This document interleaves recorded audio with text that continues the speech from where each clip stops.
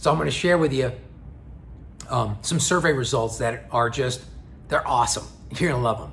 And they're not a joke. I'm telling you, I mean it. They're serious, okay? So Men's Health magazine wanted to find out how many men thought they were really good looking. So they did a survey.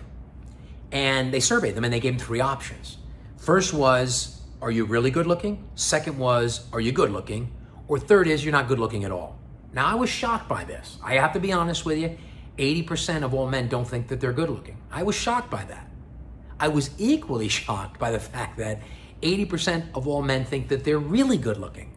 Now honestly, are 80% of all men really good looking? Of course they're not. So if they're not, 80% of all men are not really good looking, what's going on there?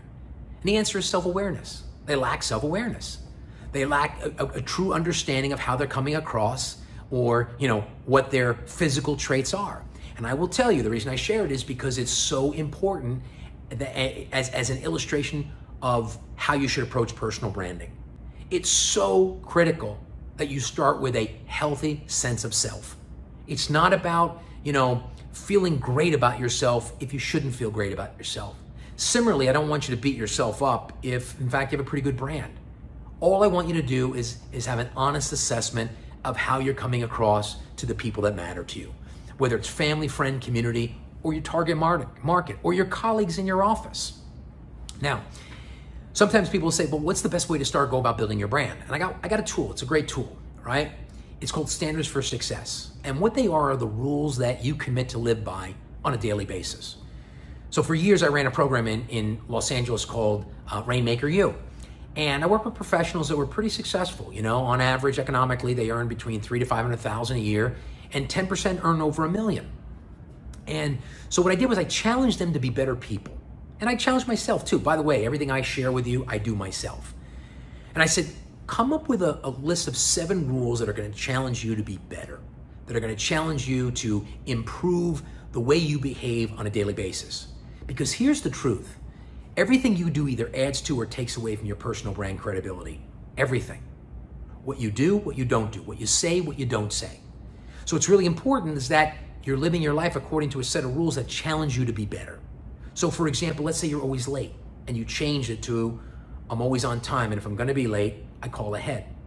What if you're the kind of person that interrupts people all the time, even though you're well-intentioned, and you put a new rule in, you live by it that says, when I'm speaking to people, I let them finish their thought completely before offering my own opinion. Now, I will tell you, I want to share a story with you, shows the power of this. So I was working with a young man who was part of a family-owned business. And quite frankly, his brand was awful. Not because he was a bad person, he was a good person, but he was just really sloppy. And he took advantage, it's not sloppily dressed, but the way he lived his life. He took advantage of the fact that he was a family member. So he didn't really worry about, being late to meetings, canceling at the last minute, being on his phone in meetings, interrupting people, all those kinds of things. Just a sloppy brand, right?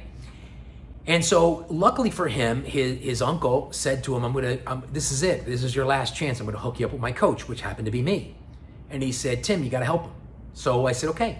And by the way, many things, they tried many things in the past that didn't work. And to this young man's credit, he was ready. He got the message. Apparently he was primed. He was ready to go. We did one thing. It wasn't even revolutionary. We just made a list of 10 rules that he was going to live by on a daily basis. And he was going to live by them as if his life depended on it. I mean, things like this. I come to meetings prepared. I don't interrupt people during meetings. I never look at my phone during meetings. I mean, things as simple as that. I dress so that I look like I'm a leader. My language reflects that of a leader. Like things specifically, just like that. And I said to him, don't tell anybody that you're working on them. Just go about working on them. Within 1 week, people were like, what's gotten into you? Within 30 days, he transformed his brand. Was he spectacular, awesome, and beloved? No, but he was a radically different person in terms of his day-to-day behavior, and the brand he projected was radically different than when we started to work together 30 days earlier. So here's what my challenge to you is. I want you to sit down and I want you to think about, sometimes some of the areas that you get feedback in that maybe you're not where you should be, right? Maybe you are an interrupter. Maybe you do take advantage of the fact that you're the boss and you're always late. Maybe you don't mean to, but you say things that invalidate people's points of view. Maybe you speak in a way that intimidates people, right? Maybe you dress sloppily, whatever the case may be. Maybe your language isn't always as it should be, So what I want you to do is I want you to make a list of 7 rules, just 7, that you're gonna live by on a daily basis. Now guys, I don't want you to put down things that you're already good at. So if you feel like you're at a 7, 8, 9, or 10, don't put those down. Put the things that are 1 to 6 where you really need to improve.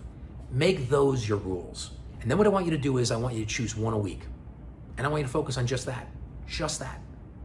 I want you the next week to go on to the next one, the week after that, go on to the next one. If you do that for a year, you'll have cycled through each rule on 4 separate weeks.